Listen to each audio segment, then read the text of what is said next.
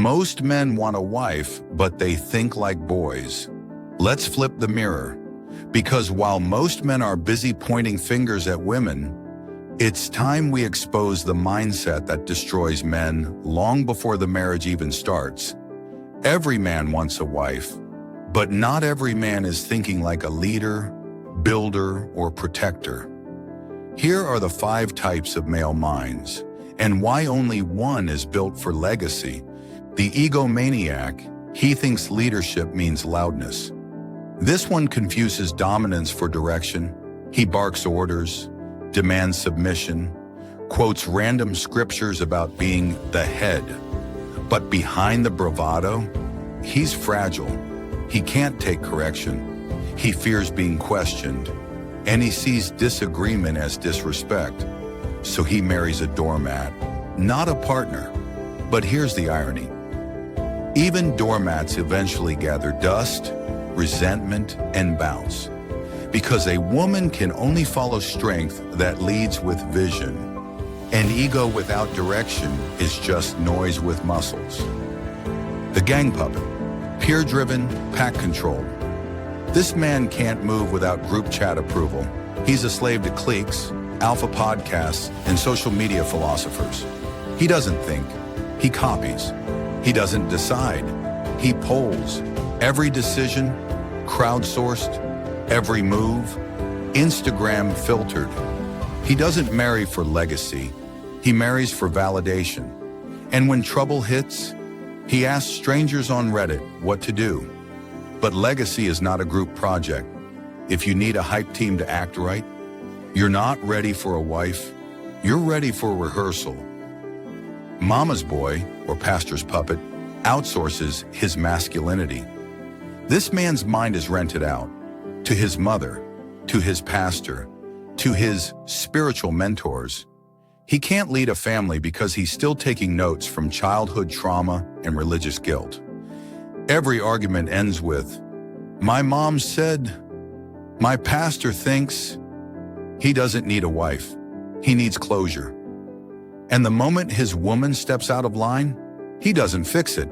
He snitches to elders and hides behind Bible verses. But masculinity can't be delegated, and leadership can't be outsourced. If you're not thinking like a man yet, don't expect a woman to submit to the boy in you. The manipulator, a narcissist in sheep's clothing.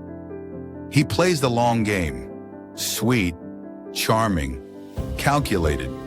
He learns your wounds just to weaponize them, gaslights your memories, rewrites your emotions, makes you doubt yourself while demanding devotion. He doesn't want a wife. He wants a worshiper. He doesn't build a home. He builds a stage where he plays the victim and the villain all in one act. If you find yourself constantly apologizing for things you never did, you're with him. And trust me, you don't marry a manipulator, you survive him. The Stoic, silent, strategic, legacy-driven. He's calm, sharp, anchored. He doesn't shout to be heard. He speaks to be understood. His mind is governed by discipline, not dopamine.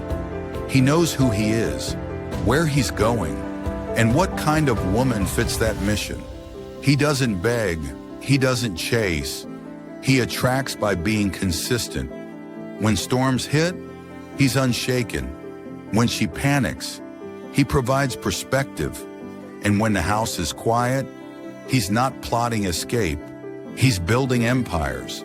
This is the only kind of man who deserves a wife, not because he's perfect, but because he's prepared. Final word, every man wants a wife. But what kind of man are you? The egomaniac shouts. The puppet copies. The mama's boy hides. The manipulator twists. Only the Stoic builds. So ask yourself, do I need a wife, or do I need to grow up? Because a woman is not your therapist, your trophy, or your escape plan. She's your assignment or your undoing. Do you crave affirmation or responsibility? Would your future daughter want to marry a man like you? Are you building a woman's peace or disturbing it. Choose your mindset wisely. If this spoke to something deep in you or someone you care about, don't keep it to yourself. Like, share, and subscribe. You never know who's waiting to hear this.